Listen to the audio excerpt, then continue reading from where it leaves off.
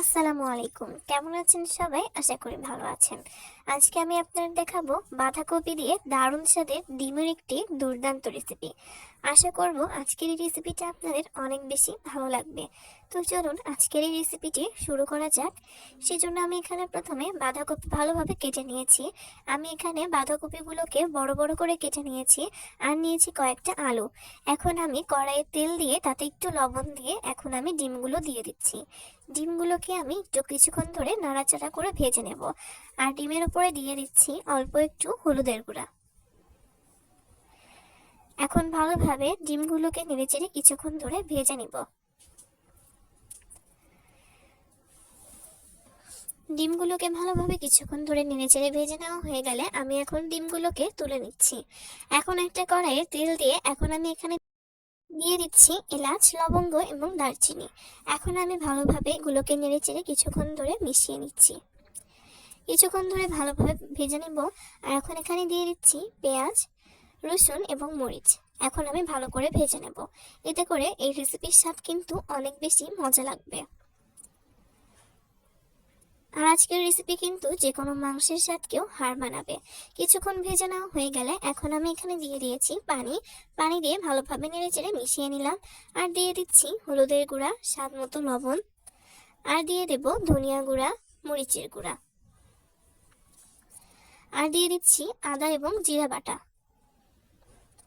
এখন এই মশলাটা দিয়ে আমি ভালোভাবে মশলাগুলোকে কষিয়ে নিচ্ছি। অনবরত কিন্তু মশলাগুলো নাড়াচাড়া করে কষিয়ে নিতে হবে। মশলাগুলোকে কিন্তু ভালোভাবে কষিয়ে নেবেন, কেননা মশলাটা যতটা ভালোভাবে কষাবেন এই রেসিপির টেস্ট অনেক বেশি মজা হবে। তবে হ্যাঁ, আর একটা কথা, মশলাগুলোকে কিন্তু অনবরত নাড়াচাড়া করে ভেজে নিতে হবে বা কষিয়ে নিতে হবে। মশলাগুলো কষানো হয়ে গেলে এখন দিয়ে দিচ্ছি বাঁধাকপি বাঁধাকপি এবং আলু। আজকে এই রেসিপিতে বাঁধাকপির সঙ্গে আলু দিলে এই রেসিপির টেস্ট মজা লাগবে। এখন ঢাকনা দিয়ে ঢেকে দিব। কিছুক্ষণ পর দেখতে পাচ্ছেন কত সুন্দর লাগছে দেখতে। এখন আমি ভালোভাবে মশলাটার সঙ্গে বাঁধাকপিগুলো মিশিয়ে নিচ্ছি। এইভাবে করে কিছুক্ষণ ধরে নেড়েচেড়ে মশলাটার সঙ্গে বাঁধাকপি মিশিয়ে নিব।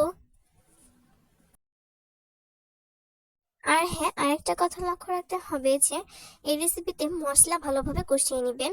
আর বাঁধাকপিকে অল্প একটু কষিয়ে নিতে হবে, একেবারে ভালোভাবে কষিয়ে নেবেন না। আর দেখতে পাচ্ছেন এইভাবে করে কিছুক্ষণ ধরে রান্না করে নিব। আর আজকে যে প্রসেসে আপনাদের সামনে রান্না করে দেখিয়েছি, এই প্রসেসে রান্না করলে এই রেসিপিটার টেস্ট এত মজার হবে যে একবার না খেলে আপনারা বুঝবেনই না। তো দেখতে পাচ্ছেন কতটুকু পানি বের হয়ে যাচ্ছে কিন্তু। তো এভাবে করে কিন্তু রান্না করে নিতে হবে। এখন আমি কিছুক্ষণের জন্য ঢাকনা দিয়ে ঢেকে দিচ্ছি। এখন ঢাকনা তুলে এখন দিয়ে দিচ্ছি আগে থেকে ভেজে রাখা ডিমগুলো। যারা এই রেসিপিটা এখনো ট্রাই করেননি অবশ্যই কিন্তু ট্রাই করবেন। ডিমগুলো দেওয়ার পরে আমি পানি দিয়ে ভালোভাবে নেড়েচেড়ে এখন মিশিয়ে নিব। আর যারা আমার চ্যানেলে নতুন, আজকের রেসিপি ভালো লাগলে আমার চ্যানেলটিকে সাবস্ক্রাইব করে দিতে পারেন। আর পেজ থেকে দেখে থাকলে চাইলে পেজটিকে ফলো দিয়ে রাখতে পারেন। তো এইভাবে করে কিন্তু কিছুক্ষণ ধরে রান্না করে নিতে হবে। আর দেখতে পাচ্ছেন কালারটা কিন্তু মাশাআল্লাহ অনেক বেশি সুন্দর হয়েছে।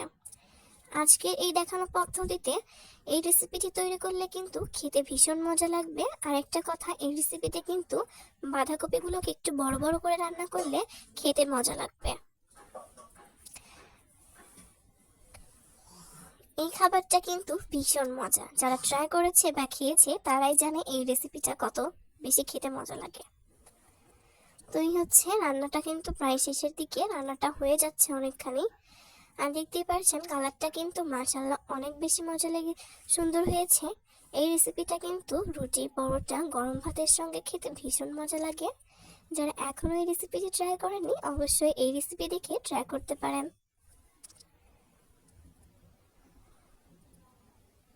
তো এই তো আর কিছুক্ষণ রান্না করে কিন্তু আমি নামিয়ে নিলাম। কেমন হয়েছে অবশ্যই জানাবেন কমেন্ট করে। আপনার মূল্যবান কমেন্টের মাধ্যমে কিন্তু আমার কাছে এটা অনেক বেশি অনুপ্রেরণা দিবে। তো আজকের মতো এই পর্যন্তই। নতুন কোনো ভিডিওতে নতুন কোনো রেসিপি নিয়ে হাজির হয়ে যাব। সেই পর্যন্ত সবাই অনেক বেশি ভালো থাকবেন, সুস্থ থাকবেন। সবার জন্য অনেক বেশি দোয়া শুভকামনা রইল। বিদায় জানাচ্ছি। আল্লাহ হাফেজ।